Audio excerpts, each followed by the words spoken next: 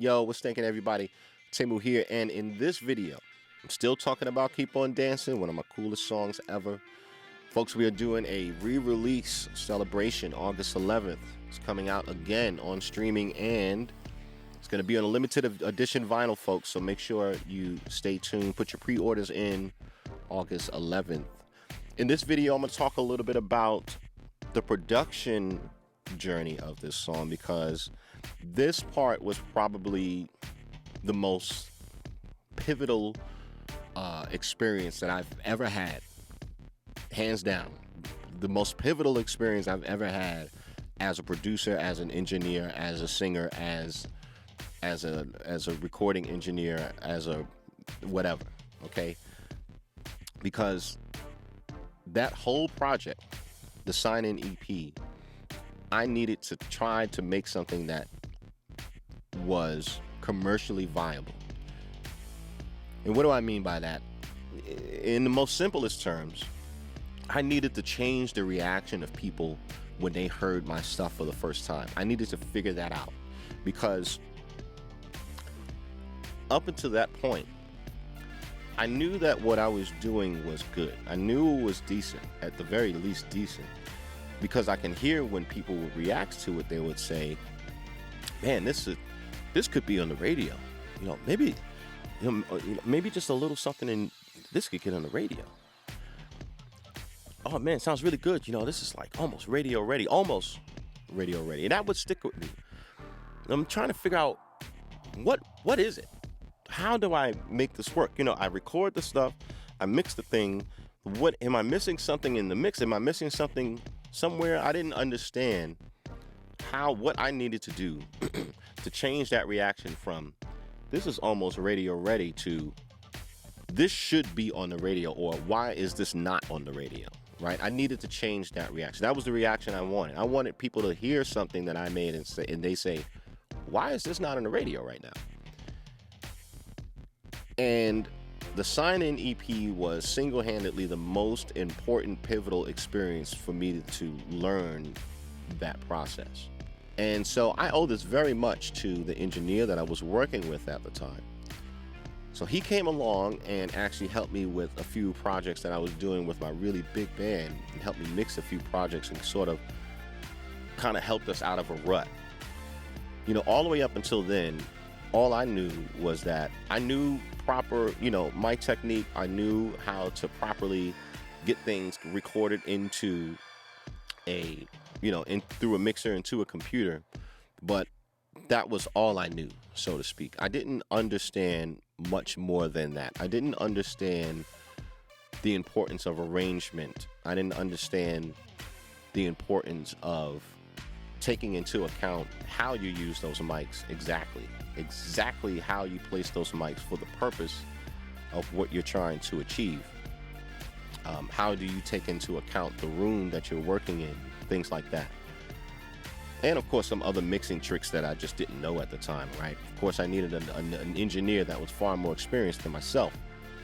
And so when I began working on the Sign-In project, I asked Glenn, the engineer, to help me with that. And so this experience that I had with him, I later learned that many, especially self-producers, that many producers and, kind of do-it-yourself artists and producers, they go through this process with an engineer for the first time, and usually it's pretty grueling.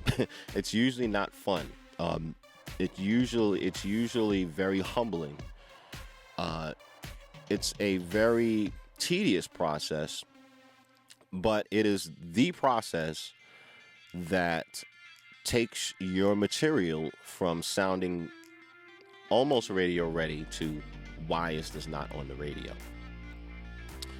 And there were a lot of different little things that made little things that added up to sort of the sum of its parts, that made all of these things important.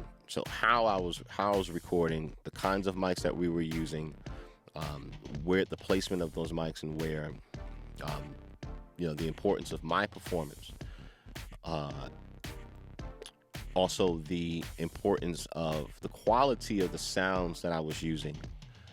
Sometimes the sounds that I was using, on one hand, sometimes I would maybe pick a sound expecting some end result on the other side and not understanding why it's not translating. So I want this sound, and I pick a particular sound thinking that it's going to take me there.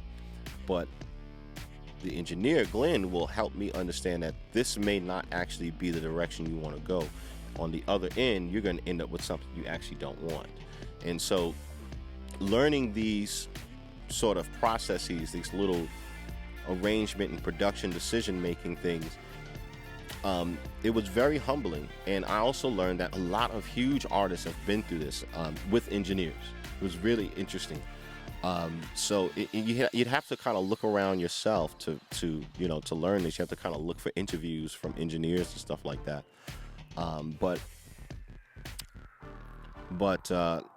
But I've heard these stories, interviews, people like D'Angelo, Erykah Badu, Tribe Called Quest, more and more and more, where when they take their stuff to an engineer, the engineer kind of almost has them reproduce the whole thing and sort of doing things that they most certainly wouldn't have thought of doing themselves, and not really understanding how it's going to translate on the other side, how it's going to translate at the end result.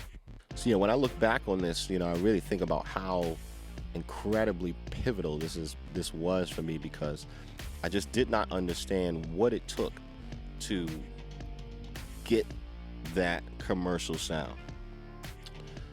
Now through that, we definitely had a lot of references, so I had a lot of current Timbaland productions that I was really focusing on. I really liked that stuff during that time.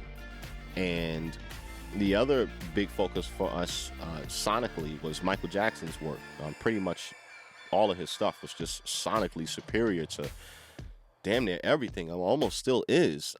And so kind of basing off of those two things creatively, it really helped us to really hone in how we wanted things to sound. And so now when I look back, on Keep on Dancing, it's still one of the most simple yet powerful as hell mixes that I've ever been part of making, and productions as well. I'm still very proud of that production. It's very interesting when you listen to it with no vocals, you can actually hear how much the vocals is driving the song. Almost sounds boring without the vocals. So yeah, it's just interesting, just kind of looking back on that track and thinking about how much of a creative crucible process that I kind of went through that, and coming out on the other side of that, I learned so much. I would not have been able to get the same sonic quality in Relic of the Mothership, for example, had I not gone through this learning curve with the sign and trying to understand all of the nuts and bolts of what it would take to make a commercially viable sound in your music. Kind of go from that demo sound to this needs to be on the radio. And so the sign-in was very much a huge proponent for me learning that, and I owe a great deal of that to the engineer that I was working with at the time, Glenn. So I just wanted to share some of those facts with y'all. I hope you found that interesting. Folks, stay tuned. August 11th is coming out. Get those pre-orders in. Make sure you save it on your favorite platform, your favorite streaming platform, Spotify, Apple Music, Tidal, whatever. And make sure you play it up. Let me see them dance videos. Let me see you bobbing your head to it, y'all. All right, y'all. I will see you folks in the next video. Until then, may the stank always be with you. Peace.